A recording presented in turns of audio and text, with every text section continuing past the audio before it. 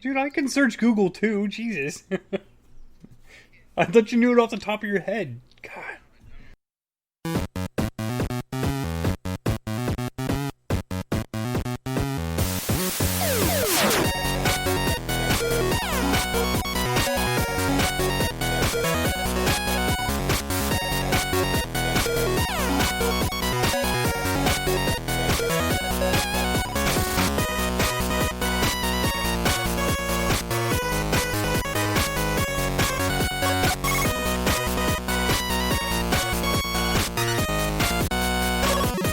Hail, salutations, and welcome, ladies and gentlemen, to another episode of the GNA Podcast, Games, Nerds, and Alcohol, where we get drunk and we talk about stuff. Tonight, we have a very simple cast. Well, I mean, Damok's intelligent. I'm sure I'm simple-minded, but, you know. Anyway, we have Damok, the one and only man to stand by my side during these dark hours where no one else will come and sit with me and talk about random shit. How you doing tonight, Damok? I'm a pretty simple guy, man, so I don't know how well this is gonna go either. So, yeah, I'm still alive. I'm still in quarantine, and I'm still drinking. So, win-win. Yes, that is. The quarantine is ongoing. It's never ending. But the good news is the stores have got more food. The bad news is that I don't think you can buy Purell hand sanitizer anymore. You can, but China is coming up with a lot of different hand sanitizers, and a lot of people are coming up with a lot of weird alternatives. But we'll get into that later. But ladies and gentlemen, this is Games, Nerds, and Alcohol. And we got to talk about what the heck we're drinking. So, Damok, what are you partaking in tonight? All right, so I have this wonderful homemade margarita, but it's not one of those regular margaritas with margarita mix. I was talking to Cecil after he was drinking those Stone Cold beers, right? The Skull Crusher IPAs, which he dropped off 2 of them. I love them. They were fantastic. I got to figure out how to order more. But that put me on a kick to look up Stone Cold's other cocktails, and I was watching the hot ones where they eat all those really spicy wings and just talk a lot of shit with celebrities. Stone Cold was on there, and he started talking about his Broken Skull margarita. So screw it, I had to try it. It is 3 ounces of Patron Silver, 1.5 ounces of Triple Sec. It is an ounce of lemon juice, then it is like 75 or 1 ounce of agave nectar, right? So it's pretty good. I shake all that up, I pour it over the rocks, and then I top it off with a little Grand Marnier, just about 1 ounce of that over the top of it, and damn, dude, if it's not the best margarita that I've had in a long time, and they're not hard to make. It fills a little lowball glass like this. This is my second one. I'm trying to sip it because it's like 6 shots of tequila. Yeah. Yeah, those, let's see, Chili's, I'd have to say, would be my first time having, like, it's a margarita, mixed margarita still. I mean, they put Patron in it, but it's it's triple sec. The baseline stuff that you need for that, like you put in there, which you talked about, that has made the best margaritas. Like I told you, I had one that had jalapeno in it. It was like a habanero. I went with jalapeno because I didn't want it to be that hot. And I swear it had something else in it, like basil or something else in it, and it's good stuff, man. Like, you don't need margarita mix. Like, I mean, I guess if you're in a, you're like on the go and you need to like splash stuff together real quick, sure, but the triple sec, to make it the real way, that's how you do it right there. Just the classical way of doing it. Oh yeah, dude, I absolutely love it doing that. It's really, really simple, and the margarita mix is nowhere close to the great part. Now, what I've never heard of in my entire life until I looked it up was agave nectar. And 0% alcohol, which you only put like a little splash in there, and I've never put agave nectar in it. But yeah, dude, it's Patron, it's triple sec, it's lime juice, it's agave nectar, and it's Grand Marnier just poured on the top, and it's fucking great. Yeah, that who was it? My father and my mother love that stuff. They don't use honey anymore when it comes to like sweetening things. Like they're not coffee. Well, my father has a coffee addiction of some sort, but for the longest time, like growing up, there was never a coffee maker in the house. Everyone made tea in the morning. I don't know why. I mean, my dad eventually needed like coffee in his life, so like, but it's like, it was like tea was like the thing. Like we always had tea in the house. It was always like every morning, dad and mom made hot tea, and they got away from the honey and they started putting in the agave nectar into it, and they love it, and that's what they use as a substitute. Anytime something calls for honey, they want to use the agave nectar. It's good stuff. I mean, it's until you ferment it, like, you know, you don't, it really is just non-alcoholic stuff. But it's got a nice taste to it. It's just a little different. If you want like a honey taste, well, if you want honey, you know, like sweet, sugary, that's where you go. But if you want something with like,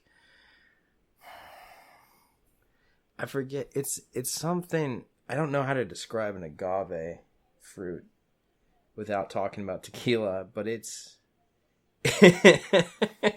it's different, but it's not like a truly or like a sweet and low kind of taste.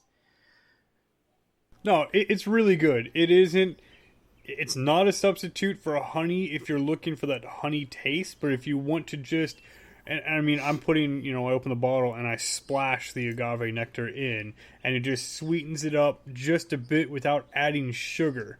And it's really, really good. Yeah.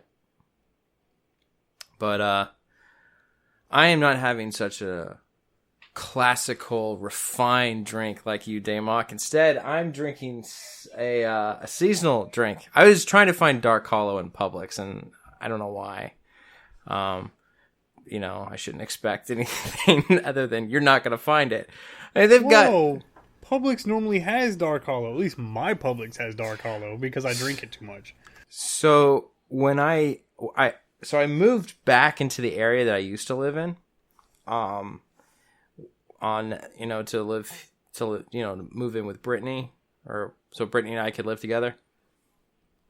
And while I was living in this area last year, they had cleared out an area next to a cemetery.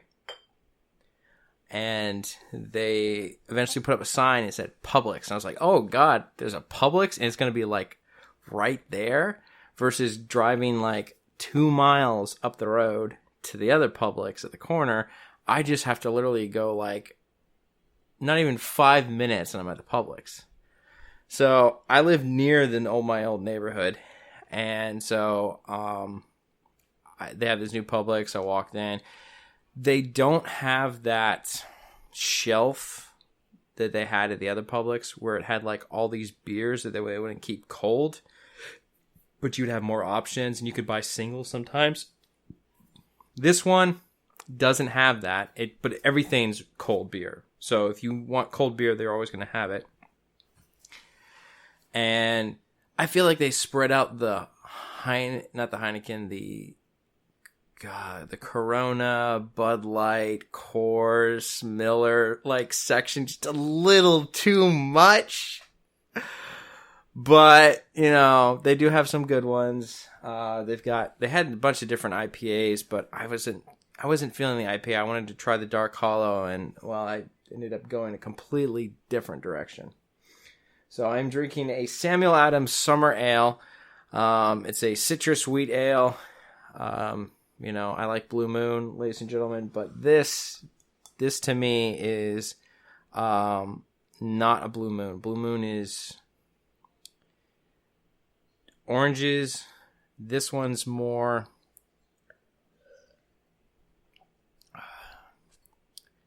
I don't taste the oranges much. It really is like a citrus kind of a blend. I almost want to say that there's a little bit of lemon in this. Like I don't know whether it's the yellow label that makes me think of it, but it's like at the end, I get that little tingle of like a lemon. It's just, oh, there we go. Yep. Lemon peels. So that's it right there. And they added a lemon puree. Grains of Paradise. Never heard of that. But yeah, so orange, it's strong there, but you can't like not think about lemons when you drink this thing. So it's almost like drinking Lion Cooler Summer Shandy. You if you've ever had one of those and you drink one of these, like I feel like I have that. It's like my mind goes there. It's not the shandy, it's not the sugary soda taste, but it's just like I feel it. And I can like imagine the bottle in my hand, and it's yellow just like the Samuel Adams bottle label is, and it's just like I just think about Lion Cooler when I do this. When I drink this. But that is what I'm partaking in tonight. Hopefully this weekend can crush some more liquor bottles because I'm getting an itch for a margarita, and I don't want to buy more liquor yet. I don't. Yeah, I'm on my second bottle of Patron because the first bottle that we bought at the beginning of the week was like, these are really good, and then yeah, everybody in the house was drinking them, and aside from the kids, but it was like, oh. We crushed a fifth of Patron, but we still have all kinds of extra everything because it's 3 ounces of Patron compared to an ounce and a half of everything else. And like, oh, well, crap. Yeah, if you're looking to try different tequilas, Patron to me is all right and it's good. I like their coffee liqueur one they've got. That's some tasty shit right there.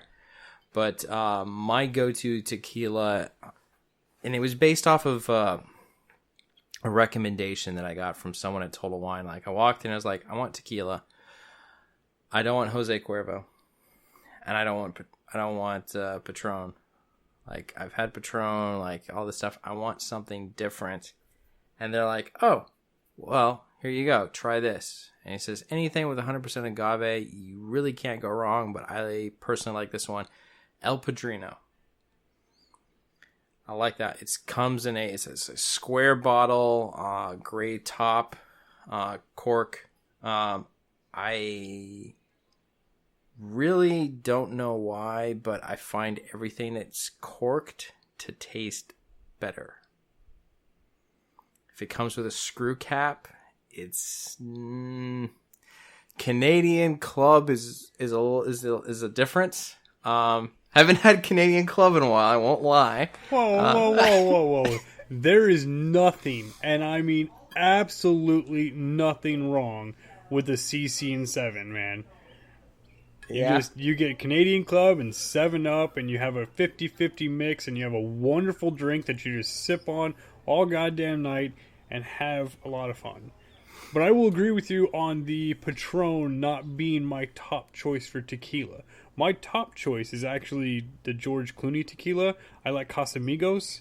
Okay. It's my favorite. It's really pricey for what it was. And because we were mixing this, and because I was listening to Stone Cold on his podcast, or the Hot Ones thing, he talked about it. He's like, oh, it's not my favorite tequila either, but you do Patron Silver because it has that little bit of a bite that the margarita needs instead of it just being smooth and sweet. So that you don't just like, oh, I downed it real fast, because you're drinking out of a little, lowball glass. You gotta sip it down instead of, you go to a restaurant and it's margarita mix and it's just sugar and maybe a shot of tequila, and you're like, oh, that one's gone. I'll have 2 more, please. Shit. But the Patron gives it a little bit of a bite, but the Patron Silver is a smoother bite than, the really cheaper Patron, and it's not Jose Cuervo. Okay. No gut rot. Yes. Oh yeah, yeah. Jose Cuervo is it's no. I don't remember what I had. It was a little bit better than Jose Cuervo and a little bit worse than Patron. But we were at a bar in St. Pete on. They had like a First Friday kind of shindig thing that they do, and I ordered 6 or 8 shots of tequila. I got the bill for that, $60 freaking dollars. I was just like, dude, just sell me the damn bottle at that point. like $60 for that much? That's oh my god, that's 6 to 8 shots, man. You got ripped unless it was high end tequila. But even then, you should not have drank 6 to 8 shots of high end tequila. You should have had 2, maybe 3, and then you go to the cheap shit after that because it doesn't matter. Well, no, I bought it all at once for a bunch of people.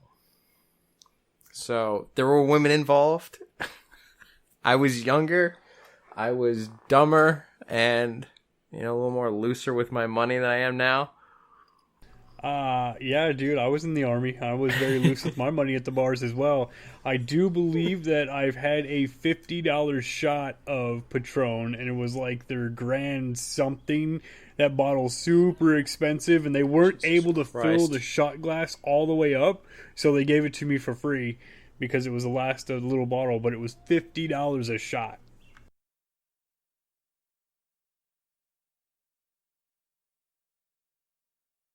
If you ever get the chance to go someplace like a whiskey bar or whatever, and they're selling the high ends, like they specialize they specialize in whiskey and bourbon, so you can get something from like Bulleit and Jack all the way up to what's it? Oh, the most expensive one I can think of is I lost it. It's Johnny Walker. Talking about like white label or blue label. It's blue label, but it's a specific one that's done. It's like King George or something like that, or something like. Okay. It's like a really really like expensive one. Don't get Johnny Walker. I'm telling you right now, you can go and enjoy so much better stuff like Glenlivet. What's the one that you guys that had like the stag head on it? Okay, I'm gonna be honest. There are so many scotches and bourbons that I have plowed through that I've actually kept a list that I don't have on this computer right now. Okay. Because I rated everything that I liked about it and what I didn't like about it, and if it was an everyday drinker or not an everyday drinker. But dear God, don't waste your money on Johnny Walker. If you're looking for an everyday drink and you really like scotch, or at least want to enjoy scotch, dude, Macallan 12 is fucking cheap as shit. It's like $40-$50 for a fifth, and damn, dude, that shit goes down smooth as hell. It's not the greatest scotch, not at all, but it's really good for an everyday drinker. It was Dalmore. Oh, yeah. I've only had one glass of that because I can't ever find it around me. Really good. Yeah, the 12-year goes for like $750. It goes for like $65. Wine.com. That seems a little high. But yeah, there's so many better ones. But yeah, don't go for the most expensive one. It's not always your best bet. Because I don't know, if you ask me on flavor alone, personally, I mean, I am not a Scotch snob. I am not a liquor snob by any means. But you can do so much better than Blue Label. And you don't have to spend $200 for 750 milliliters. No, there's actually a relatively affordable, I'd say probably in the $40, maybe $50 range. And it's the Japanese Suntory Whiskey Toki. And that's really, really good. Now, if you're a cigar smoker and you really just want something that's going to go with a heavy cigar, the Laphroaig 20, it's, I think, $45 at max, is the greatest scotch to have with a cigar, in my personal opinion. If I'm just going to sit out back and smoke a cigar and enjoy a glass of scotch, the Laphroaig is a punch you in the mouth peaty, but that cigar cuts that, so it just becomes truly enjoyable. By itself, it can be a little too peaty at times, unless you like peaty scotch. Yeah. And that's something I had to get past personally, was the peat taste. It's just so much smoke in your mouth. And it's got this, it's a really smoky taste, and it's very, I want to call it earthy, but it's like day and night with whiskey. It really is. Like, it's, you can't, like, you have bourbon, and you have whiskey, and you have Irish whiskey, and then you go to scotch. Man, it's Pita all the way. They burn that stuff. You taste that. It is, I mean, it's that fuel source, man. How they smoke those barrels, how they char them and everything. It is night and day.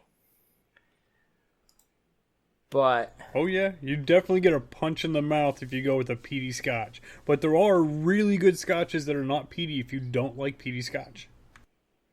yes. But if you do get into scotch, just make sure that it's the real McCoy, because holy shit. Damn, I can't do this. Fuck.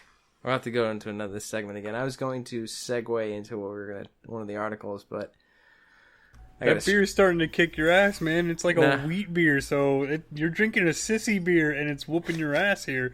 And it's like, I can't remember what this was. I was gonna segue, but then I just got silent, and my god. I was gonna segue into one of the articles, but then I realized that we still haven't talked about what we've been playing. You know, our state of games, where we pontificate on what we think the state of games are, if we haven't played any games, or if we just want to add that in there. So, Damok, what's your state of games, bud? Do you have any games that you've actually played? I know you've been moving, so I'm gonna go with you. I'm deferring to you first. Are you gonna defer to me? I actually have. So behind me is the Xbox One and the TV. So we got we got all this stuff from Orlando moved up to here. Long story short, thank God for College Hunks came in at the last minute and got us moved out. It's not always best to go cheaper, folks. Tried, failed, and they didn't show. But I got this hooked up on Wednesday night, and then the internet goes down, and so I didn't get to play. So last night, for about an hour, I played the Division 2. Still messing around with the new DLC stuff. And then I've been playing a lot of Pokemon Go. Not gonna lie, when I don't have time to play games, I've been doing that, and they've had a lot of like daily tasks of like go catch this, go catch that. Literally been sitting here because some days work, the VPN is really slow, and loading times and all this other stuff. I just sit there and play for a little bit while I'm waiting for stuff to load. I've been able to catch a lot of stuff around here. So I've been going through those tasks that they have. I think they did one for the Johto, Kanto. Now they're on is it the third, or are they on the fourth now? I think I've missed one. In fact, I'm pretty sure I did. So they're on the 3rd or the 4th generation right now for like the daily task. Like, and at the end of it, you complete these 9 steps, and each of them has 3 different things you have to do. And some of them are really simple, and some of them are a little more challenging. But you end up getting to go and you complete this long research task, and you catch one of the legendaries. So I've been doing that. And hopefully I'm going to get back into some more gaming, but we'll see how that goes. We still got some unpacking to do. So that's my state of games. How about you, Damok? Hey, man, I'm just impressed that you managed to do all that moving and you still played some games. That's fucking awesome, man. Yeah. Me, I've been a little lazy. I picked up a couple new DLCs for Stellaris, so I played that during the early week. I've played a little bit of Titanfall 2. Vintage gave me a copy of it, and I think he gave like 3 other people in the Discord a copy of it, and he was just giving them away, whoever wanted to play. So I played a little bit of Titanfall 2 with Co and Cecil and Vintage, and it was interesting. It's been pretty fun, and since I had to install Origin, I unfortunately purchased Need for Speed Heat, and I've been playing Need for Speed Heat for about 12 hours a day for the last 2 days. It's been a lot of fun. I quickly capped out at 50 for the rep, and it's a Need for Speed game. If you've ever played Need for Speed, you know that it's rubber banding, you know how to cheat the system, but it is really, really fun. I really enjoyed the day and night system. So the night system, you go for reputation. The day system, you earn all of your cash. That's been fun. Buying the cars has been fun. Unlocking the cars has been fun.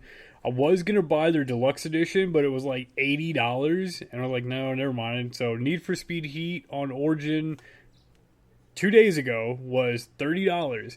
And if you go into the game and you say upgrade for an extra $10, you can get that deluxe edition instead of paying the $80 that they're asking for on their Origin store. So, good to know. I still didn't purchase the deluxe edition. I just found out that I can do super custom paint jobs on the cars, and I didn't really care about the cars that they were offering because it was mostly just paint job effects, which I was able to recreate on my own. Nice. 12 hours a day of racing. Dude, have you been out driving in your car at all? Yeah, dude. Today I had to go and get gas and make a run because I had to buy more tequila because I had run out of it. We ran out yesterday, and I was like, oh, I'll go get some today after I finish working and all of that. So I don't race. Well, okay, so I drive like an asshole to begin with, right? Okay. Just to be fair and clear across the board, I've taken a lot of offensive driving classes, not defensive driving classes. I've done a lot of offensive driving classes. The military kind of does that in certain areas. So I've taken a lot of those classes. I know how to drive properly offensively, even though I should not, because I am no longer driving, a 16-ton vehicle that can just plow over anything that fucking gets in the way. And I don't have an automatic weapon sitting in my lap to shoot out the windows with. But yeah, whatever. Yeah. I need to drive more defensively, but I'm an asshole to begin with. However, knowing that I've been playing Need for Speed, I really cooled it going places because I can understand that, I played the game. Oh, I could totally fucking take this. I'm going to just tap the gas twice and rip the fucking whip this way, and it would be great. Screech across and burn through, and they'll be like, nah, you know what? I'll just kill myself, and, or worst case scenario, I'll live and kill somebody else, and then, fuck that. So I drive naturally sometimes, especially after playing Need for Speed, because I don't want to kill somebody else.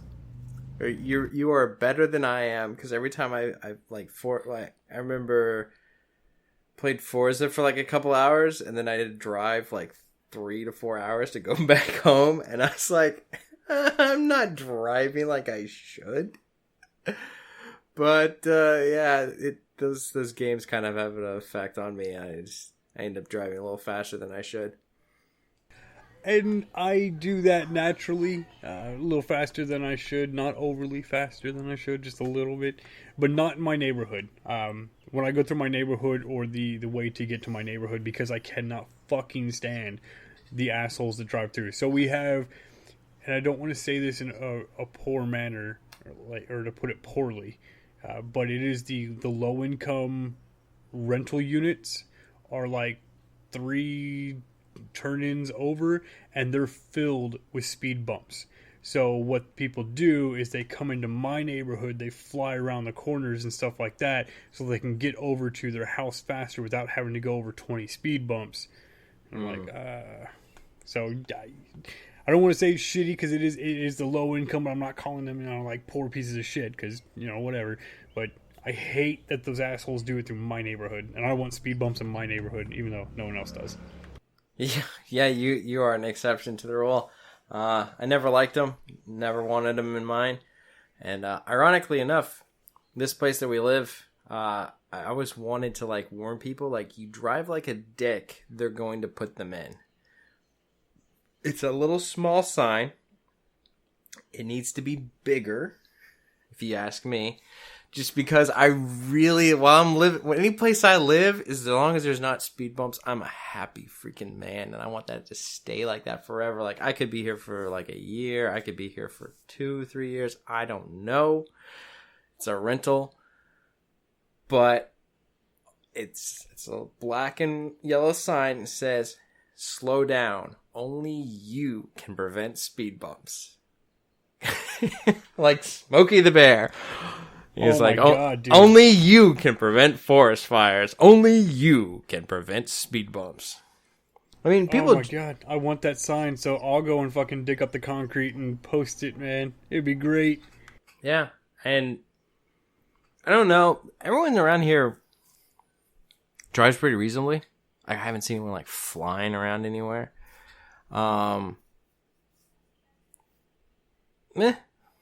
I mean, perception is everything. If you're walking, someone's always going to look like they're going fast. But, if you're driving 20 miles an hour and you're passing people who are driving 15 miles an hour, you're really not going that fast. It's not until you put a speed gun in someone's hand and actually, like, clock cars. But, I mean, when you're on a bicycle and you're pedaling pretty hard and you're not going up a hill and you've got some decent speed to where you need to apply the brakes like really soon because you're coming up on the little intersection area, and then the car flies past you and then skids to a stop at the stop sign. Yeah, I don't need a speed gun for that one, but I got you. For the rest of the time, it can always seem faster than it is, but some people you can tell. And it tends to be the really old Honda Civics, the really old Accords, the really old Oldsmobiles that are mostly rust at this point, and they come flying around the corners. And somebody called the cops a couple months ago, and they posted right outside, and it's right at the turn in, and the cop just sat there all night long. And all the people that came in, and we haven't seen people like speed through the neighborhood in 6 months or so. So far that worked. Nice. It's a shitty thing to have to do, but no, fuck bumps. That. It's not speed bumps, man. Yeah, like you go for walks, you go to check your damn mail, like you've got kids, like fuck that. Like you are on your last leg of your drive home. Slow the fuck down. Like, right? You're almost there, man. It's gonna save you what? 5 seconds? 10 seconds? Not even, because then you're gonna have to slow down. You're gonna back into your driveway. So what was the big thing? And it's a huge argument against speeding, right? And I'd have to go back and look at the math, but it was, you can do 65 on the interstate, or you can do 75 on the interstate. Now, if you were traveling 600 miles total, right, total distance, yes, then that extra 10 miles an hour is going to actually equate to like 20 or 30 minutes, depending, could it calculate to more? I don't know the actual math on it, but then the average drive for most people to and from work or to and from the store is less than 20 to 30 miles, and it saves you almost nothing because all you're doing is speeding up to slow down and wait. And because all the other assholes that sped up are all slowed down as well, even more. And then you cause traffic. And I fucking hate people who cause traffic or drive in the left-hand lane and do the fucking speed limit, you assholes. Yeah. That's what I loved about the quarantine. Like, it was like literally like people would use the lanes correctly. And to do the math for you, 600 miles, 60 miles an hour will take you 10 hours. 600 miles at 75 miles an hour will take you 8. So you will save 2 hours. Okay. Which that's 600 miles. You know, that's, right. That makes the difference. Like you literally would. So if you had an hour and you went 75, you would go 15 more miles than you would if you were going 60. But traffic, buddy, you're only on the interstate for so long, and then you're going to sit at stoplights, and exactly. Good luck trying to control stoplights. You're going to get stuck behind every other jackass at the end of rush hour. You know what? Go to Audible, get the free trial for Audible. When the free trial ends for Audible, delete that email, get another one, set up another free trial for Audible, and just listen to audiobooks and calm your ass down, dude. And 95 has turned into, if you're not doing 95 in the left-hand lane passing, then your ass needs to be in the middle or the right-hand lane. The quarantine has made traffic so much better. Oh, God, yes, it has. I love it. And if you really need more audio content, you should check out the GNA podcast. Because we got 220-something episodes that you can enjoy, as long as there's not kids in the car. Well, see, I figure that they're already listening to this podcast. They've already caught up on everything that we've listened to before. No, but if not, I get really fucking drunk and say really, really dumb things sometimes. So, like the last 2 years at least, there's a lot of fucking drunk Daymok saying really dumb shit. I think a lot of it's actually been censored. It got so fucking dumb. No, we've only done that once. Proud to say that our explicit tag has only caused us to censor someone once. But anyway, getting away from cars and speeding, let's move into some other illegal activities, or activities of questionable morality. So, and I quote, this is the title of the article, AFP Romana Ortega Ivana Durante Germana Campos. Dude, where the fuck are you reading from? The top of the above the picture. AFP. I'm guessing Romana no. Romana Ortega? No, that's Roman, dude. That's Roman Ortega. Yeah.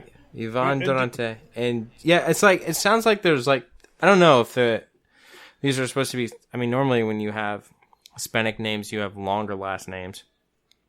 Well, assuming you're the firstborn child, but it's, the E is Anne, so it's like, to me, that's like 3 different names, and they're just capitalizing the last name. But whatever. So the title of the article is Mexicans Dying from Adulterated Alcohol as Beer Runs Dry. So, adultery, as what I know the definition of. Adulterated means to make something of an inferior quality. All right, let's be fair to everyone listening. Daymok didn't know what adulterated is. Neither I know did what adultery is, right? But neither did Blue. Blue knew what adultery is, but not adulterated. So we had to look it up. And it is of poor quality. Yeah, so basically, fancy term for, like 1920s moonshine. Or bootleg. So that's what it is. So Mexicans are dying from bootleg alcohol as beer runs dry. So you thought you drank a lot. Well, in Pueblo, Mexico, scores of Mexicans are dying from drinking adulterated liquor. It's the consequences of a shortage of mainstream alcoholic beverages during the corona. Oh, mainstream. Okay, so. But apparently beer stocks were practically depleted within a month in some areas. The prices of what was left doubled, according to industry sources. So they don't have anything to protect. Well, I guess that we don't have anything to protect beer price gouging because that's not considered to be a vital item, even Oh though no, after you're absolutely incorrect. We absolutely do have limits on alcohol price gouging and all of that, as liquor store and alcohol was deemed an essential fucking item. That came out during the immediate quarantine of everything. The president, President Trump came out, and it was one of those things on the list. It is deemed an essential thing because do you know what happens when you start depriving people who are alcoholics of alcohol? You flood hospitals real quick. Yeah, that, and also when you get people who have to deal with their kids for several hours a day when they used to go to work and get an escape from them or from their significant others, it starts to get a little, you start to need something else, to keep you sane through the day. Oh yeah, and it's been killing me, man. I know that it's a rolled up piece of paper, but you're handling that thing like a cigarette, and I'm just like, God, Blue is just... He's just going to spark that bitch right there, and his wife's going to come in, kick down that door, and strangle him. I studied a lot of actors. And actually, that was one of the interesting things that interested me was actually acting. So like skits, funny things like that, and like actually like theater. So like you pay attention to someone and what they do and their habits, and what is good and what's not. Like, this is not the way to hold a cigarette.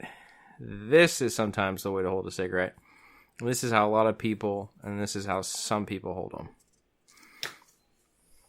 But I remember one of my buds in high school, he saw this in my hand. He's like, dude, let me see that. He's like, he looks at it and he examines it, and let's see. So I don't know if you can. Tight roll, man. That's a pinhole.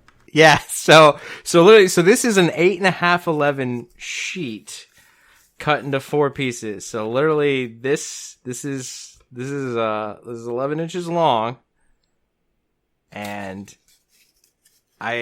he saw this and he's like, dude, that's fucking tight.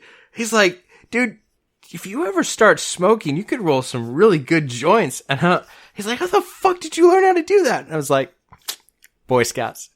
He's like, what the fuck? It's like, it became a game.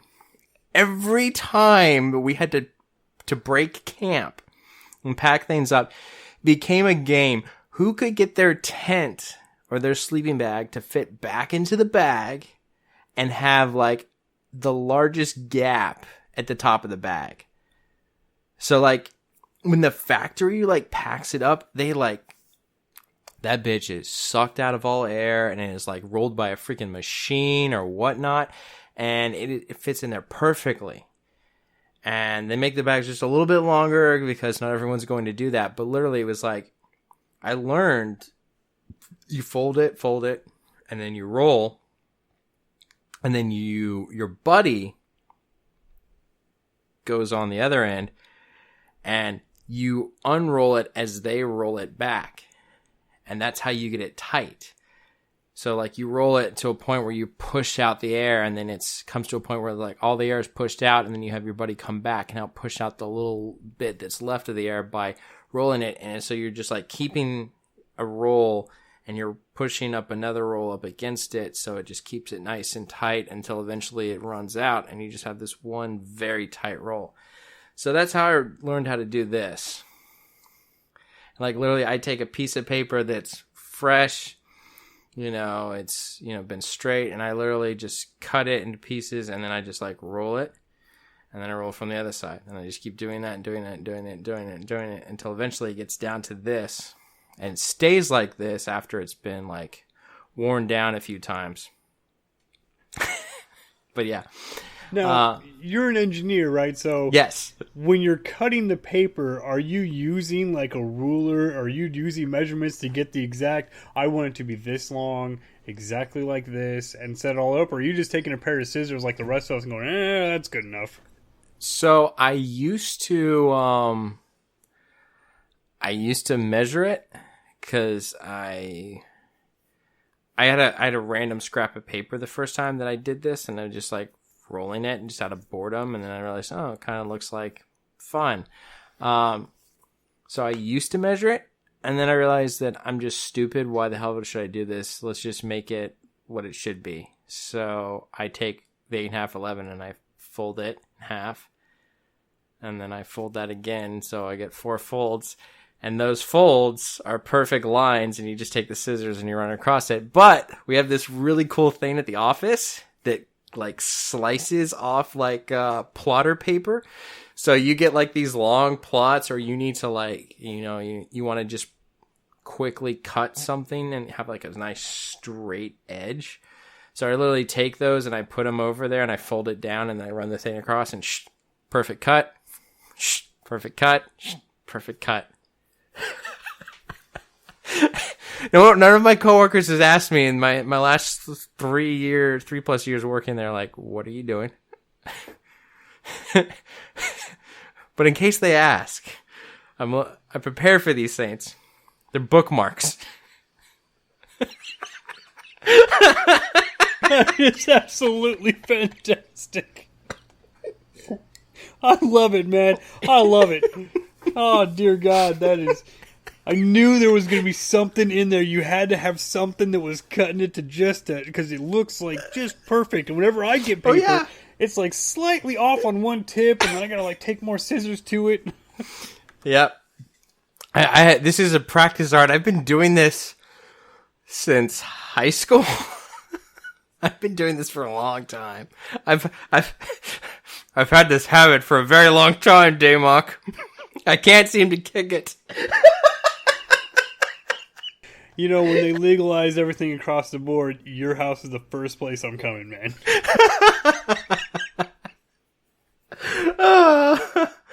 I've actually never rolled a joint in my life, but I'm interested to try and see how it comes out. Because all I know is that at the end of it, because this is just, paper rolled, there's no contents in there. All I know is that eventually you have to twist the ends and you've got to... I know people lick them. No, man, you've seen too many movies. You don't have to twist no ends, man. You don't have to do that. You can if you want to, and some people do, but only one end would be twisted because you have to have something for it to pass through to get into your lungs. But yes, people do lick them, by the way, to seal them, because the saliva on, zigzags and all of that, actually, or even if you were to get something wet just slightly and do it. But yeah. I mean, if you're sharing a fucking... if you're sharing a cigarette of that type, you don't worry about the one person licking it because it's going in several mouths. Yes. But yeah, so where were we? Oh yes, bootleg Mexican alcohol. So they don't have the price gouging protections that we have here in the U.S. So they've got that. But they've had as many as like 53 deaths in the Puebla province. And Jalisco's seen at least 121 deaths. So it's pretty bad, man. Like, they literally shut down the factories. I skimmed the article with you earlier, and we looked at it. Yeah, dude, they literally shut down all the factories producing all liquor and beer. And now their liquor is not depleted, but their beer stocks were practically depleted in the first month, and that's pretty insane to think about it. So I've been to the border, I've been into Mexico and all of that, and I haven't done it as an adult. I've been to the border as an adult when I was in Fort Bliss in Texas, and the people that I was around there used to go into Mexico on Friday nights. Because their beer there, if you want to get a Corona, dude, it's like 30 pesos, right? So it's 5 to 10 cents American, and you go over there and you just drink beer all night long, and then as long as, I think the rule was 10 o'clock, or is it 9 o'clock, you get to the hotel before that time, because that's when the Mexican police would harass you, at least where they were going to drink right across the border. I guess if you go deeper into Mexico, it may be a whole different story and you may not get harassed by the police. But other than that, so they would go back and they would get hotels, and they said it was, even during the nastiest parts that they were talking about, the borders have always been relatively safe for Americans to cross over because, you know, that dollar goes a real long way when you're spending hundreds of thousands of pesos because, you know, it's only like $100 American. But I don't think it's the same on the other side. I think like a lot of border towns in Texas have crime problems. Or am I wrong about that? Yeah, I would say that the crime problem is on the U.S. side of it. The Mexico side, for the most part, now it's not to say that the Mexico side is perfect, but for the most part, the quote-unquote tourist dollar that comes from the United States is far more valuable than the peso, which is kind of sad because they've been our neighbors for how long? And yeah, look at the Canadian dollar compared to ours. Like, holy crap, they're paying almost double what we pay. Yeah. I mean, there's been a time where we've been more powerful than the Canadian dollar, but yeah, they're doing a lot better than Mexico. But I think that comes down to the difference between being a former British colony versus not. I mean, that's one of the differences between Mexico and Canada is Canada was a former British colony. And I think there was also French too. Oh yeah, it was definitely a French colony as well. But dude, looking at it, like, they were talking that they were getting beers for about 20 pesos over the border. Just to put it in perspective, 1 peso is 4 cents American. Yeah. You want a whole lot of pesos in your hand, take $20 and go over the border, and don't get jumped. But yeah, they're having a lot of problems. Gangs, the mafia.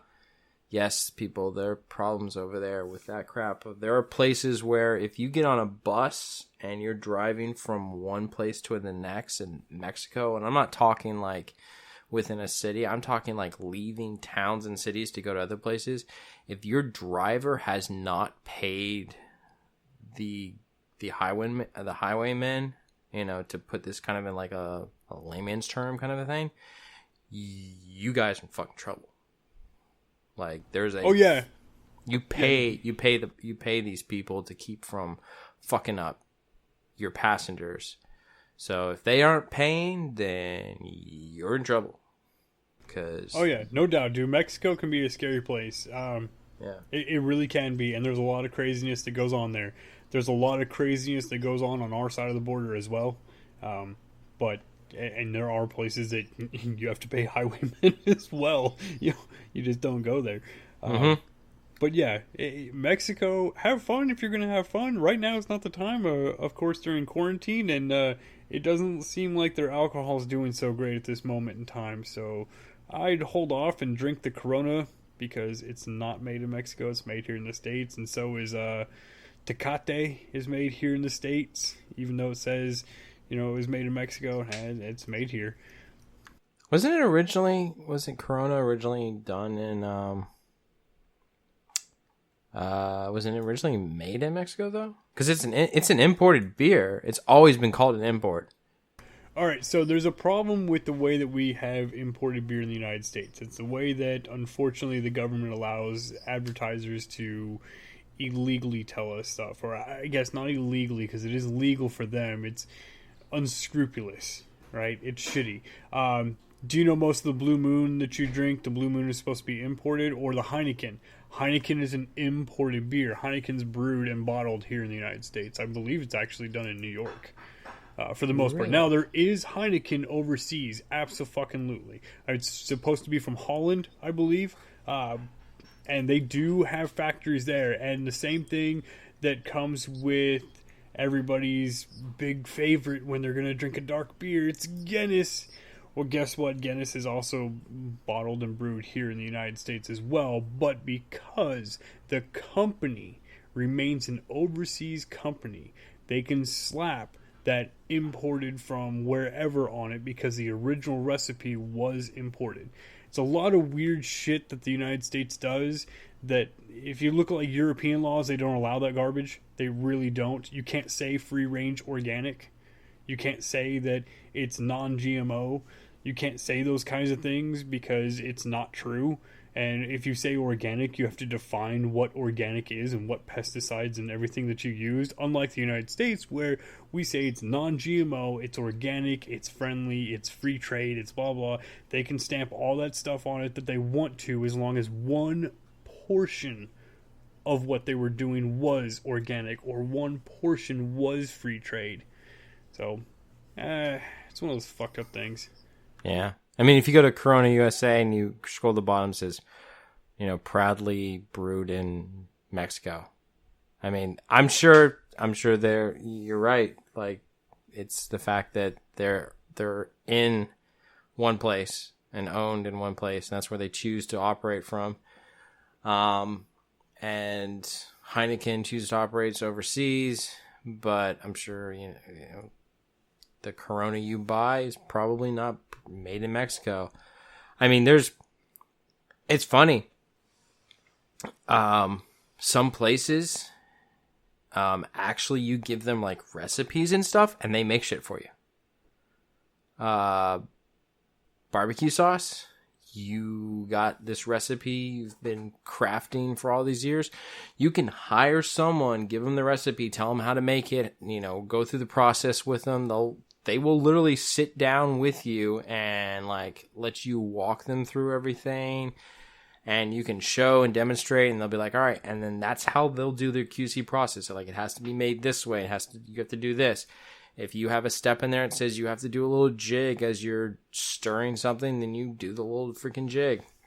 But it's like, just because it's Sweet Baby Ray's, it could literally be made in the same plant as Heinz 57 or something else like that. Like, we have, places that make stuff. There's chocolatiers.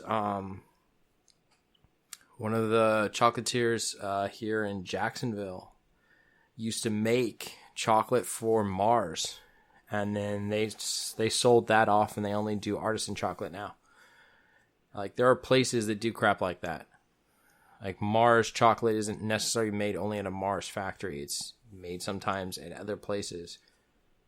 It's kind of weird how you can still call it an import when literally it's done here. But I guess it all comes down to, where does the money have to go? Does it have to go out of the States, or does it stay here in the U.S.? But then again, wait, it goes out, man. It goes out, because I'm looking at the articles for it. Anheuser-Busch bought Corona, the brand, a long time ago. They also bought several other brands as well.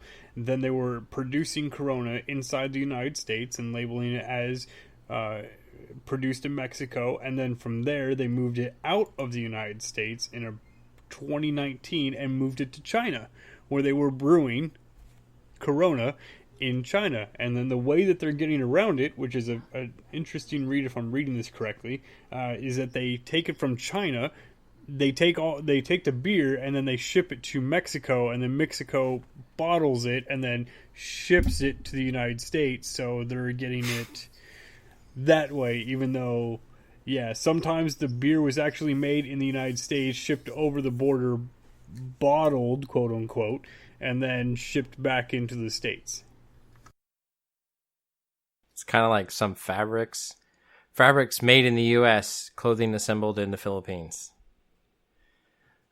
Yeah, pretty much. Like, you're like, it's that made in Taiwan. It was assembled in Taiwan. It was made down the street from me. So the biggest thing for alcohol is, I'm a big sushi eater and a sake fan, right?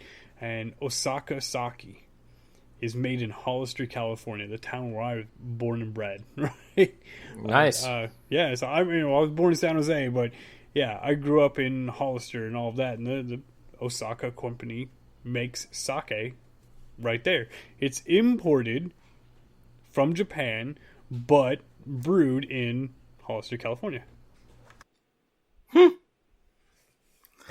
It's weird. I wonder if you could call Scotch if we started making it here in the U.S. There was a big debate, and I think we started talking about it. Didn't New York start making bourbon? Damn New Yorkers. I thought it was New York, or somebody started putting bourbon, and traditionally bourbon can only come out of like Kentucky and Tennessee. That's right. Well, no, Tennessee's whiskey, Kentucky's bourbon. Well, I mean, whiskey can come out of anywhere, but to label it bourbon, I thought it had to be a certain region. Yes, and it has to be Kentucky. But yeah. Anyway, getting back on track. So a lot of people are dying during all this time from, bootleg liquor. Just goes to show you people that you should be really grateful that you guys live in the U.S. because as fucked up as we are sometimes, and fucked up as a lot of the shit is, and I'm not going to get too far into this because it's going to take us down a path that we're not supposed to go down with politics and all that other good stuff. But it's just things like this. Like, you have to go out of your way to find this stuff these days. You can't go to like Total Wine, ABC, Publix, Walgreens. Like, you got to go to some place where the guy's either selling stuff under the table or is, selling stuff from the back room. Like, this isn't necessarily as prevalent as it is in this article. Well, at least as this article makes it out to be. Like, there's a lot more regulation and restrictions on a lot of stuff that we've got here. And, that kind of helps keep people a little bit safer. So, I disagree with the ability to get bootleg liquor in the United States. I have found it to be incredibly easy. And I've gotten some through a contact at one of the stores that you listed, but I'm not going to say. It was somebody that I was drinking beer with and talking beer with and had a good time, and he was able to introduce me to it. But I think in the United States, people are all about repeat business. They want repeat customers. And what they do is they're not brewing to sell to all of their, all these random people. They're brewing it for themselves, and they're brewing it for, their family members and all of that. So when you do get your hand on that fucking mason jar that is just clear liquid with a peach that's been peeled inside of it, and they say, "Hey, Damox, sip this slowly, man." And you're like, "Oh, okay, sure." You take the big gulp, and then the second big gulp, and it goes around, and like the third time it comes around, you can't lift your arms up. Yeah, dude.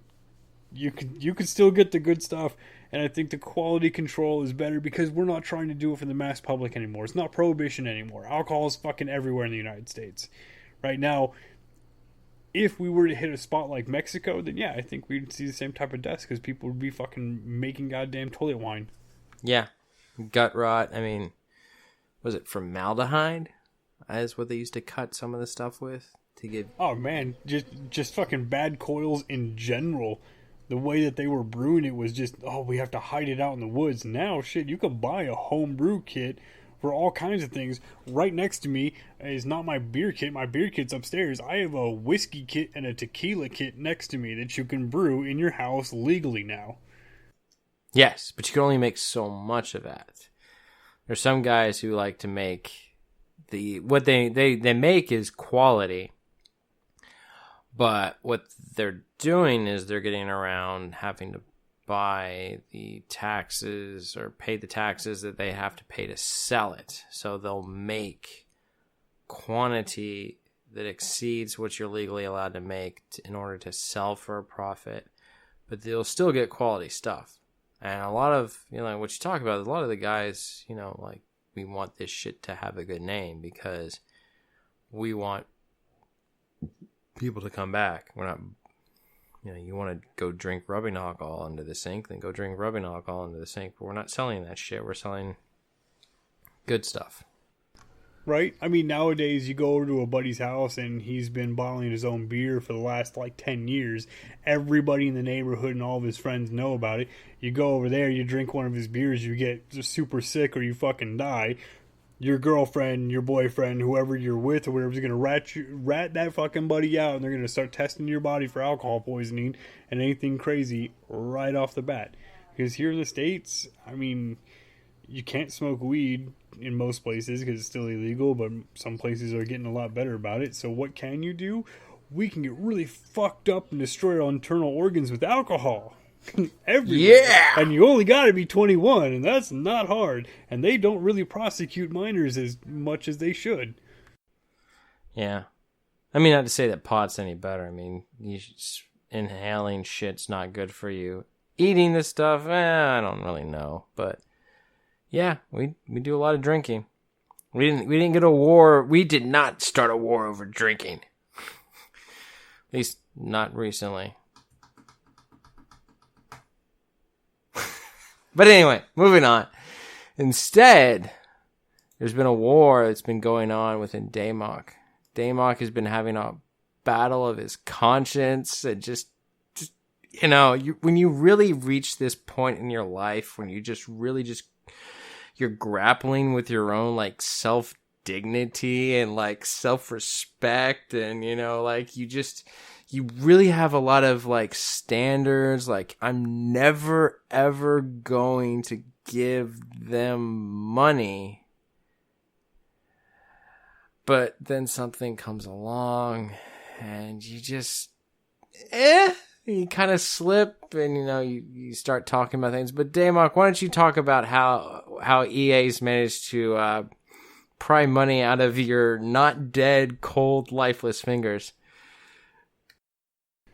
This is gonna be a long one, man, and a rough one. I'm gonna try and keep it as short as I can, but I hate EA.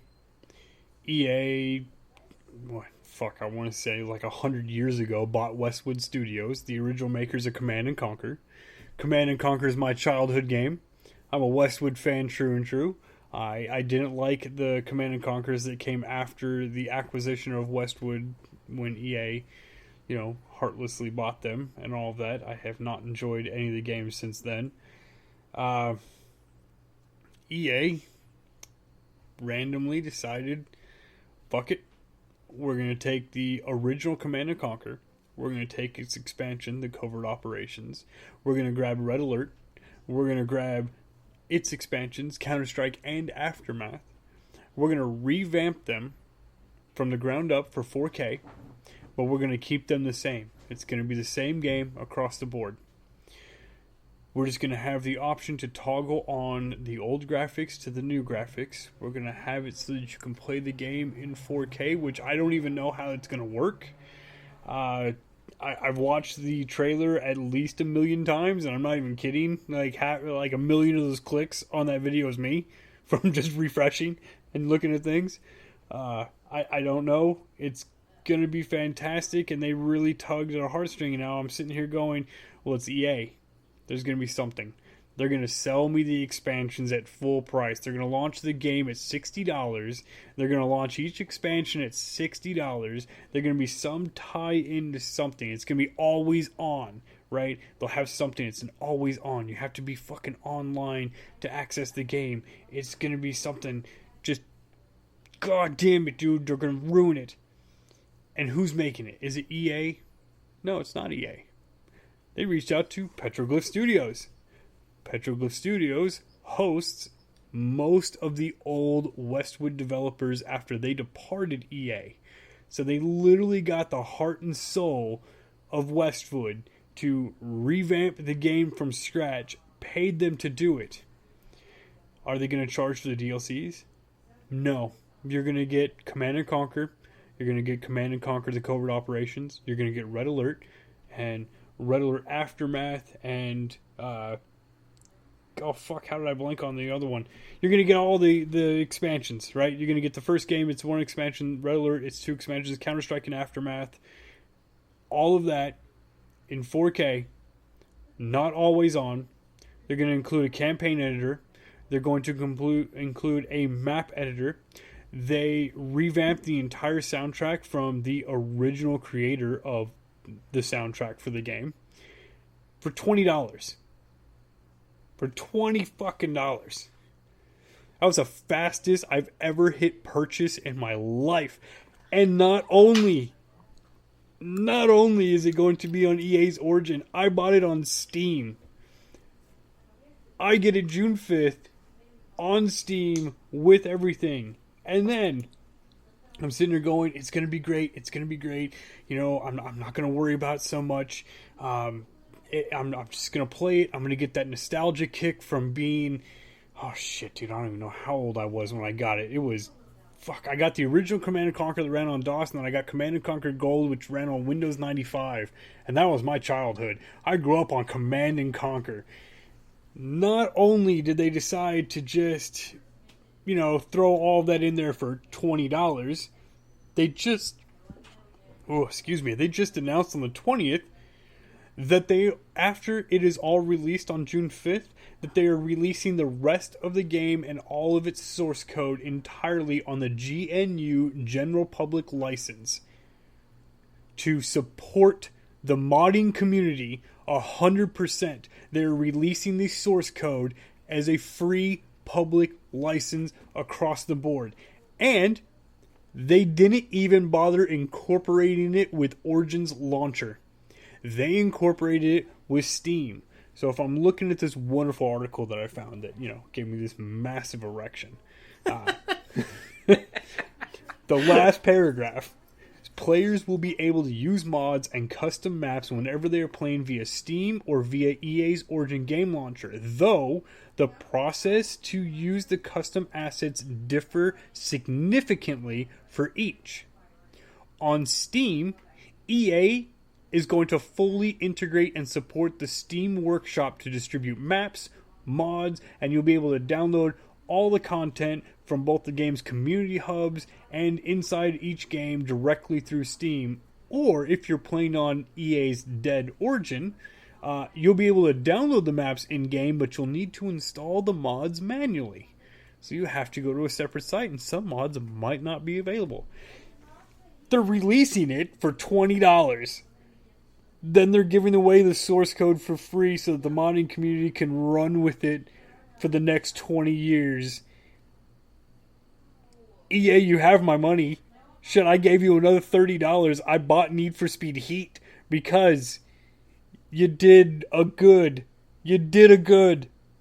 And I hate you so much, but you did a good. This is like when those private law firms do pro bono work.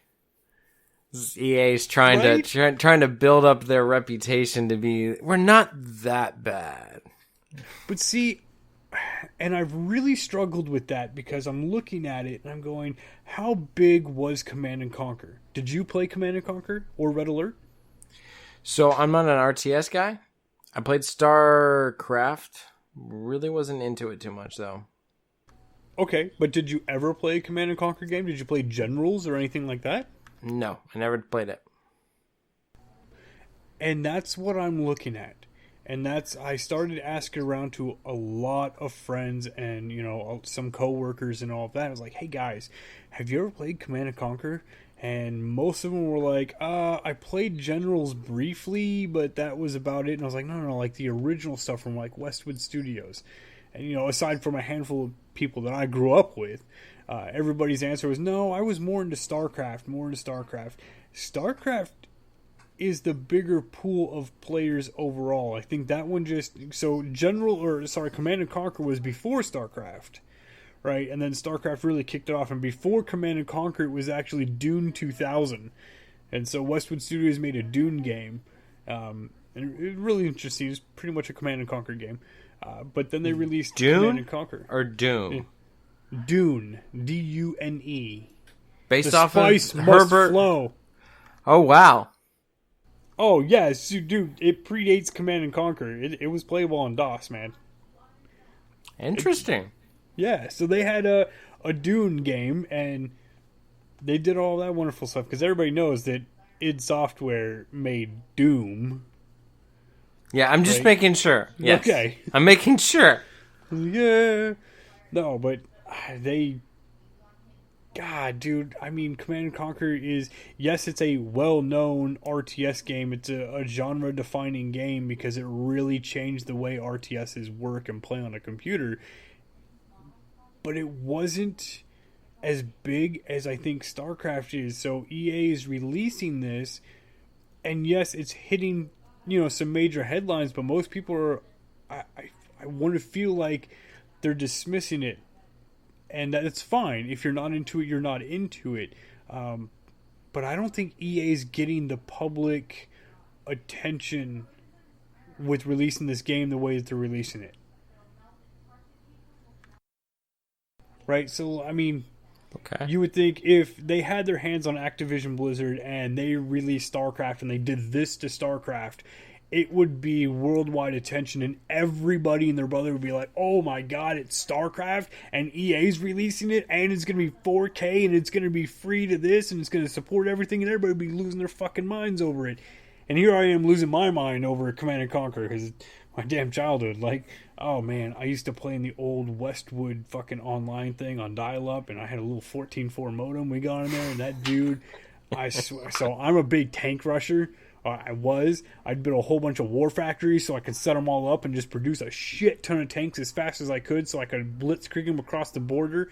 Man, I had so many people compare me to Hitler when we were playing that game online. Because all I did was blitzkrieg tanks, like shitty tanks, right? It wasn't even the good medium tanks or the heavy tanks or the fucking mammalist tanks or anything like that. I was just, let me just produce a shit ton of light tanks and some artillery, just blitzkrieg them as fast as I could across the map into their base.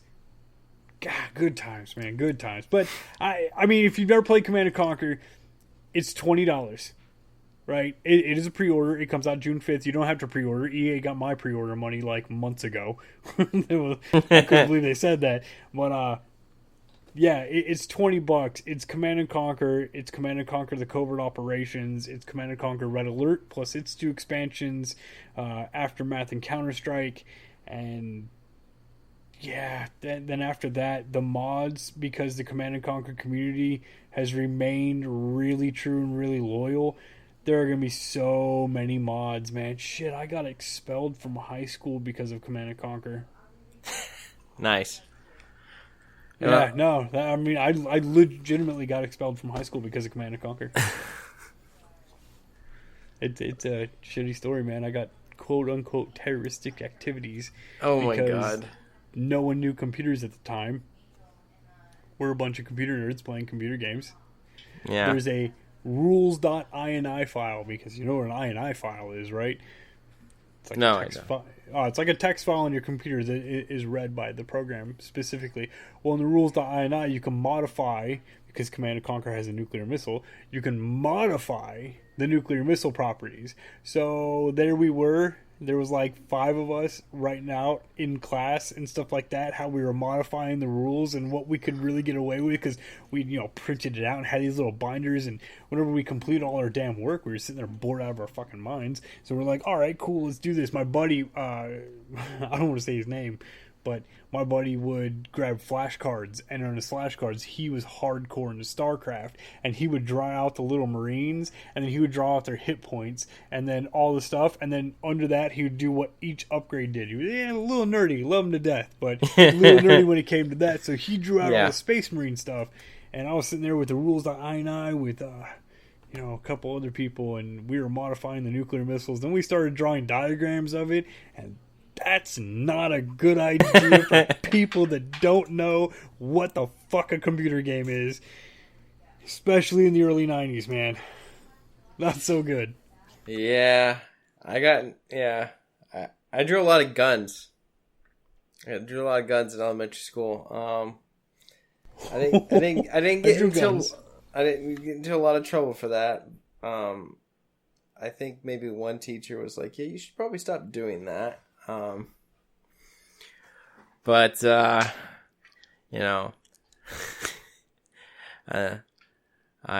man, the rules.ini was the tip of the iceberg, man. I had a buddy write a really long story about how these kids they were within a nuclear blast and they gained superpowers, and he was, we're high school kids, dude, so he wrote a story about us going to our local high school and beating up all the bullies because we got picked on, dude, we're nerdy as shit, so yeah.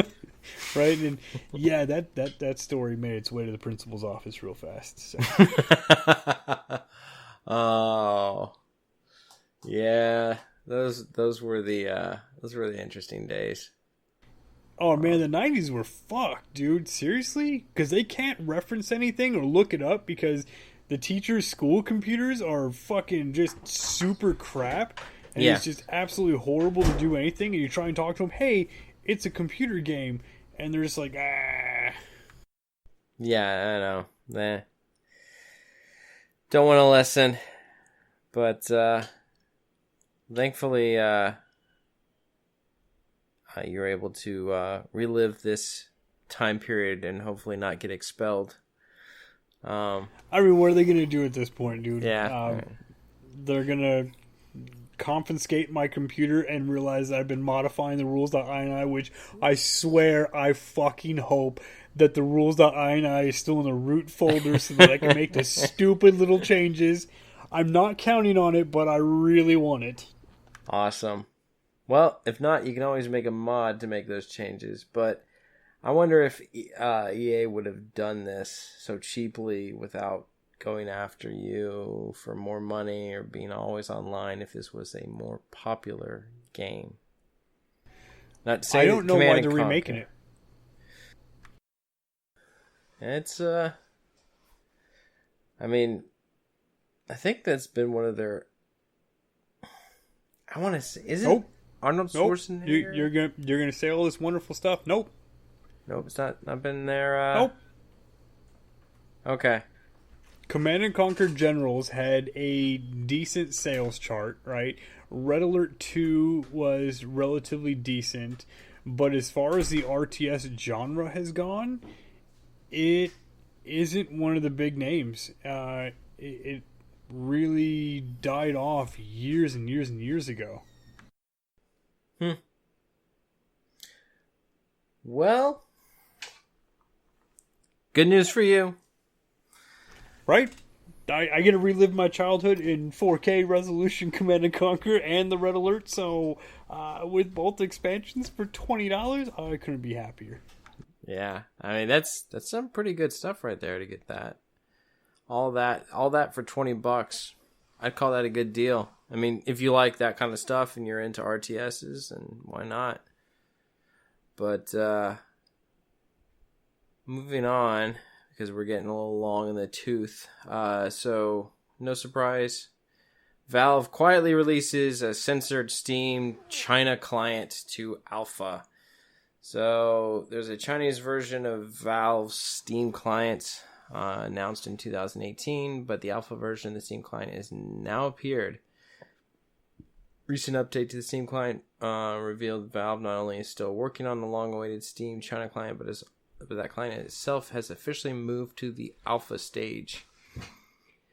There's no official Steam China servers online. Client contains the hallmarks of the software approved by the Democratic People's Republic of China, China's ruling party. Yeah, if that isn't an oxymoron in itself. But yeah, so China has got some very strict rules about their games. If you want to release a AAA title and you want it to go out to China, well, you've got to follow their rules and their standards. Battlefield 4? Or was it 3? I want to say it was 4. Where China was the enemy, or a rogue agent of China was the enemy. Yeah, not going to fly. Never going to get released. Yeah, they're strict about that kind of stuff, political stuff, other things. I think some things of violence as well. Australia is rough on, like... Europe, man. Europe is super rough. You can't have blood. It's got to be green. They got to be aliens. Yeah, I mean, they're kind of rough on this stuff, but China is really freaking rough. But I mean, it's a communist country. I'm sorry, People's Democratic Republic. But anyway, yeah, so they've released it. It's still in an alpha. It's trying, it's Steam just trying to make more money. I mean, China has its own, like, system, its own, it does with gaming and how it improves certain games, but this is just Valve just, seeing if they can make some more money so they can figure out how they're going to delay the next Half-Life game and make the following one. Oh boy. But before we get too far along, I think there was some questions. What do you know? I think I've already answered my own question. So Cecil asked that a long time. What are the 5 most important video games to you throughout your youth or teen years? No curating. You said Cecil asked that? I asked that. No. Cecil had asked a question. Like, anybody's still reading these questions on the show, but you had asked, what are the 5 most important video games throughout your youth or teen years?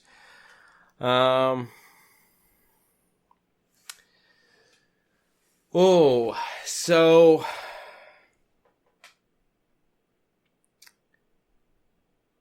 5 most important games.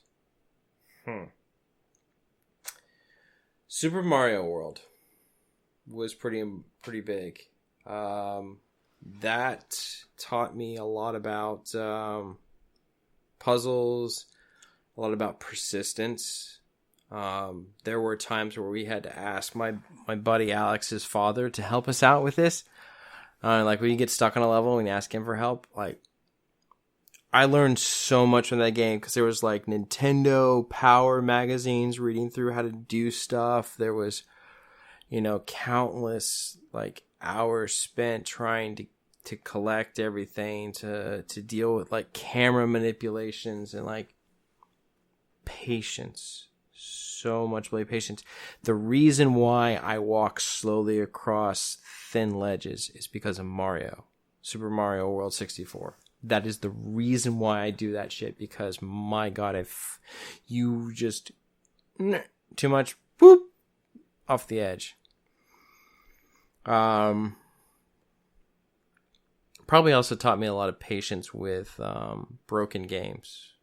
Controls that weren't the greatest, cameras that weren't the greatest, because people bitch about that stuff now, but I'm just like, if you played some of these games, like Banjo-Kazooie going back, my God, that's horrible. Like Super Mario World just taught me that. My love of story, I probably picked that up through Zelda Ocarina of Time. One of the few games that I had played and deleted the save file or create a new save file and go through again and again. And like really go, not just like do all the main stuff, like going through doing the sides, getting this, getting that. I played the shit out of that game. In one of these boxes, I'm pretty sure I still have that game. Whether or not the battery still works, I don't know. That was a very important game as well for me. Splinter Cell was very... I really loved that game for like the stealth, the manipulations, taking things, situations, and doing them in all sorts of different ways. Like there wasn't just there became more than one way to handle something, and it was like going back and playing the game and then like being a little bit louder than normal, but like literally just like creeping through nice and quiet and just make a noise here, scare the shit out of someone, and then like go someplace else and just like feeling, you almost felt like a god really in that game, because it was like this guy, what was that noise? And you're like literally like hanging above them from a pipe and just going, oh, you're gonna find out soon, bud. It's gonna be the last thing you do that you know, but you're gonna find out soon enough. So that's 3. Man, you got me on that one. I thought I had like 5 of them really easy to bang out because I know my childhood, but you mentioned Splinter Cell. I'm like, oh, fuck. Yeah, right? Yeah, man, I love the original Splinter Cell on the old-ass Xbox and just having a good time with it. Yeah, it was fun. Pokemon. Gotta catch them all. Since joining this podcast and talking with Zyber, I never truly understood Pokemon like I should have as a kid. I mean, stats. To me, it was a Pikachu was a Pikachu was a Pikachu. You caught one in the first area, his level was lower. You caught one in a later area, his level was going to be higher. He may have not learned certain attacks, but there's deeper levels than just the attacks you learn at this, and this level. And if you evolve Pikachu too soon, he will never learn these attacks. And, but Raichu gives you this and that. But it's there's so many more stats to these Pokemon. And I never truly appreciated that and understood that until playing with Zyber. And I just have a more appreciation for that game. But I loved that as a kid. I played the crap out of that game. Catching them, raising them.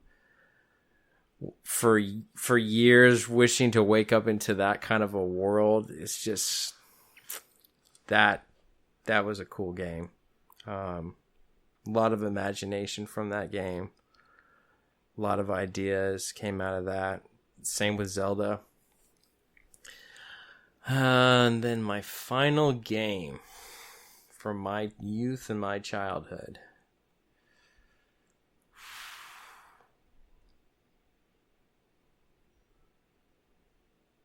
It's hard to think about this.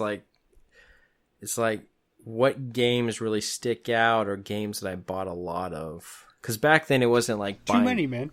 Oh yeah, too many. And the worst part is, it's not too many. Because at the time, how much money did you have or your parents have to buy these things? And you're like, I only had 10 Nintendo games. Yeah.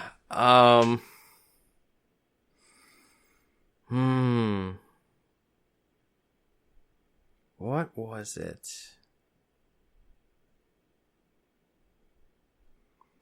Zone of Enders. The Fist of Mars. Okay, so mech game. Game Boy Advance. I think they had a PlayStation game. But so you're flying to a Mars colony, I believe. And you discover this mech, and you end up becoming the pilot in this game. Your closest friend turns evil. You meet some random girl who doesn't really know much about her past.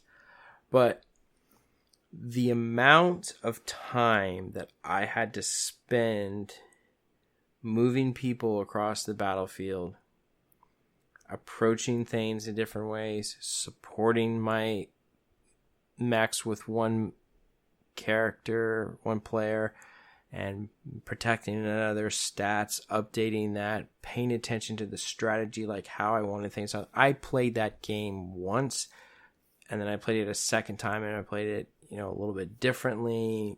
I had to, learn more, where I'm going to spend money, where I'm going to spend points.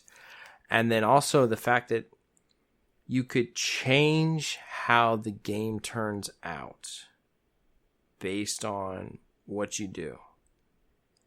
And I never owned Star Fox 64. So I remember if you didn't protect someone, you lost, you would go down a different route, or different things could be harder or easier for you.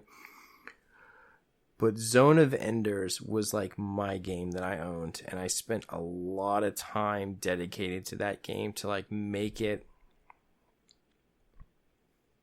so that I got the ending I wanted. And it was save states, going back, repeating things. But yeah, I say is that Mario, Legend of Zelda: Ocarina of Time, Splinter Cell,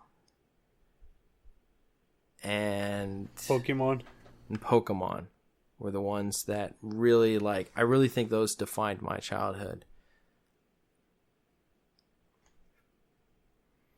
Yeah. Yeah.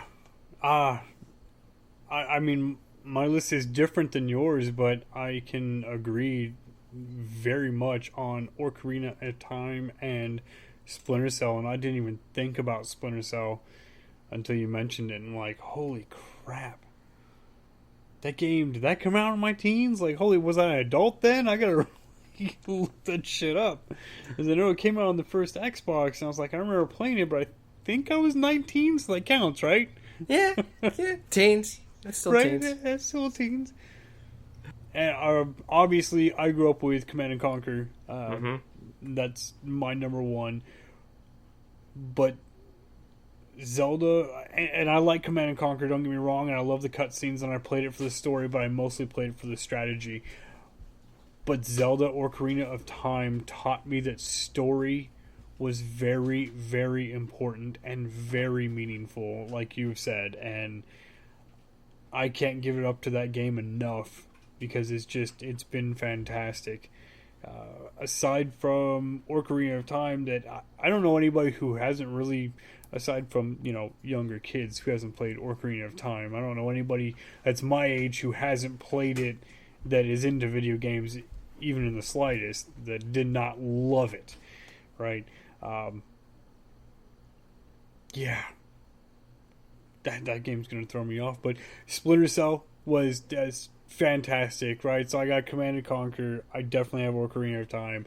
Splinter Cell, like you said, when we first played it, and we just took turns handing the controller off because we had different ideas of how to do it. Or you're sitting on the edge holding a pillow. Because at the time it was me and my cousin, and he was playing it and I was watching, and then he would hand the controller to me and we'd do things like, no, you're doing it wrong, but you don't want to tell him what to do because you're going to turn around and do it the right way. And then, yeah, that was a lot of fun. A lot of fun. Aside from that, I did play a lot. So I was pretty heavy into the RTS, and I played a lot of the original StarCraft. That accounts for a lot of time that I spent. We made custom maps and played, I think it was 8v2. Or sorry, you can only have 8 players per the map or whatever, so 6v2. And we'd put the computer on insane AI, and then we would just proceed to curb stomp the AI and have a great time, me and my buddy. And that was a huge portion. I had a lot of fun playing StarCraft. But aside from that, the game that really grabbed me and moved me forward with the storyline that I didn't play after Ocarina of Time was the original Deus Ex. And I played that game, and that one gripped me story-wise. I wanted to keep going. It wasn't the greatest of stories, and I don't look back on it super fondly story-wise, but it did have something that I would have dreams about it. And just be like, oh, yeah, I had to do this. And I have a whole bunch of honorable mentions now that we started thinking about these things, and like, yeah. Fuck, man. I know, right? Half-Life is an honorable mention. Right? How could you not play the original Half-Life? I loved the original Half-Life. But yeah, as far as my 5, I think it's Command & Conquer, it's StarCraft, it's Ocarina of Time, it's Deus Ex, and I'm going to struggle with that 5th one because I want it to be Splinter Cell, but I want it to be Half-Life, but I want it to be Banjo-Kazooie because that was a lot of fun. I want it to be GoldenEye on 64 because that was a lot of fun, and I spent so much time on that. Limited to 5 is really hard, and of course, we played the classics. Played the original Super Mario Bros. I had an Atari. I played Atari for a while, but Atari was never my thing. Super Mario Brothers, Duck Hunt. I played Guerrilla War, and that was one of my favorite NES games. Yeah, I mean, it's really hard to tie it down to the 5, but I'm going to give it my solid 4 with a 5th lingering between about 100 other games that I was lucky enough to play, or I played at a friend's house because my parents couldn't afford it, or, I used my 14.4 modem to acquire things from the old IRC chat rooms. Yeah. Yeah, gaming. Those are what defined my entrance and being stuck in gaming. Like Halo, I spent a lot of time in. Destiny, I've spent time in, but I would never, ever have done any of that if it really wasn't for those games. Those are the games that stuck me into this. The reason why I do a podcast now is because of games like that. Think about it. You have to limit those games to 5 games. Shit. Rumble Fumble Football. It was Mutant League Football on Sega Genesis. God, how's that not my 5th? I can't pick a 5th spot, man. There's too many. I know the solid 4. I know the solid 4 games that really define my life, but that 5th pick is going to be 20 different games. And I'm going to be like, we're going to stop this podcast, and I'm going to be like, yeah, oh, fuck, it was that game. Shit, I should have mentioned that game, because I'm going to talk for 3 hours on that game. Yeah. Yeah, but let's not do that. So, Damok, why don't you tell the lovely people where they can find you at? I exclusively troll the GNA Discord. You can always find me there. And we're always having a good time. And I don't know what that big crash was in the background. Hopefully I can edit out. And hopefully no one's gotten injured. But I'm Blue Shark 45, ladies and gentlemen. I am one of the hosts of the GNA podcast. And you can find me on Twitter at BlueShark45. You can also find me on the GNA Discord. You can also find me on other Discords such as 3-Player Co-op, Bullets and Beers, Mulehorn Gaming.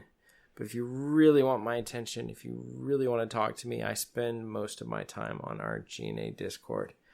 And when I'm not on the Discord, when I'm not doing work, when I'm not spending time with my fiance or cooking, playing video games, I spend time on the internet looking at websites. Ew. Dude, that's not a good place to be. Like, I found the perfect fucking website. Now, you gotta support it because Damok pimps his whores on it. It is what it is, man. But that website, I'm pretty... Hold on, let me take a look at that. Oh, yeah. There it is, baby. I believe it's www. I can't believe I'm supporting EA, but you should too. Buy the Command & Conquer for $20 .com! Or the GNApodcast.com. Fuck you guys. I ran out of tequila, and now I'm drinking Voodoo Ranger IPA. Good choice. Well, you have a wonderful evening, and thanks for stopping by, Damok. Thanks for having me, even if I get drunk and babble on for, it's almost 2 hours now. Yeah. Good night, everyone. Have a good night. We hope you enjoyed the show. GNA, Games, Nerds, and Alcohol. Don't forget to rate, review, and subscribe on your favorite podcast app. Reviews help people find the show, so if you enjoy listening to us, let other people know. You can find us on iTunes, Google Play Music, Podcast Addict, Player FM, Stitcher, Spreaker, MyTuner, Your Listen, Spotify, iHeartRadio, and a whole bunch of other places. If we aren't someplace, let us know. We'll upload there. You can also follow us on Twitter or Facebook by searching at GNA Podcast. You can also join our Discord chat. Just see the pinned tweet. We do a game show night every first Saturday of every month on Mixer at www.mixer.com/GNA Podcast. Join us every Wednesday night at 19:30 Eastern Time on Cast.gg for Anime Night, hosted by Blue Shark 45. And join us every second Saturday of the month for Horror Movie Night, hosted by Zyberblood. We want to thank Morgan BS Photography for our artwork and logo. Check him out at morganbs.com. And please email us at gnapodcast@gnainyourdna.1 with all your questions, comments, or death threats. We would love to hear from you. And last but not least, please be sure to check out our website at www.gnapodcast.com.